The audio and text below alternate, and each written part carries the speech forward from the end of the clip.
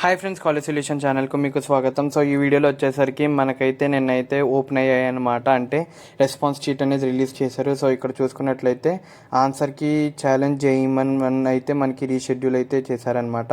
So ఇక్కడైతే ఒకసారి అయితే పబ్లిక్ నోటీస్ అయితే చూపిస్తాను. సో డ్యూరేషన్ ఆఫ్ ద ఆన్సర్కి వచ్చేసరికి 6th to 8th February అయితే ఉంటుంది. సో ఫస్ట్ వచ్చేసరికి 7th to 9th February, first వచ్చేసరికి 6th to 8th February అని ఇచ్చారు డ్యూరేషన్ ఆఫ్ ఆన్సర్కి. సో దాని తర్వాత ఏంటంటే మళ్ళీ మార్చారనమాట. సో డ్యూరేషన్ ఆఫ్ ఆన్సర్కి వచ్చేసరికి 7th February to 9th February అయితే ఉంటుంది.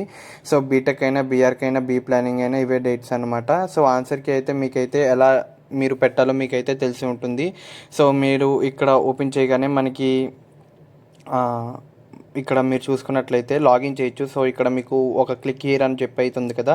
సో దీని మీద క్లిక్ చేసిన వెంటనే మీరు ఈ పోర్టల్లోకి వెళ్తారు. ఇక్కడ అప్లై చేసిన వెంటనే మీ రెస్పాన్స్ షీట్ అయితే చూడొచ్చు.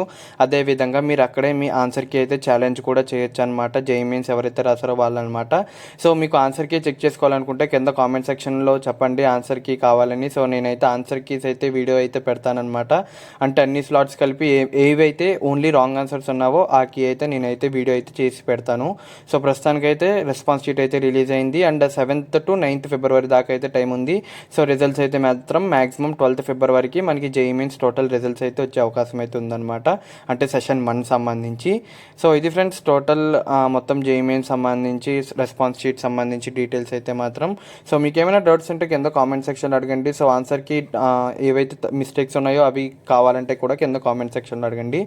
సో ఇది ఫ్రెండ్స్, మీకు కనుక వీడియో నచ్చినట్లయితే లైక్ చేయండి, షేర్ చేయండి, సబ్స్క్రైబ్ చేయండి. Bye friends.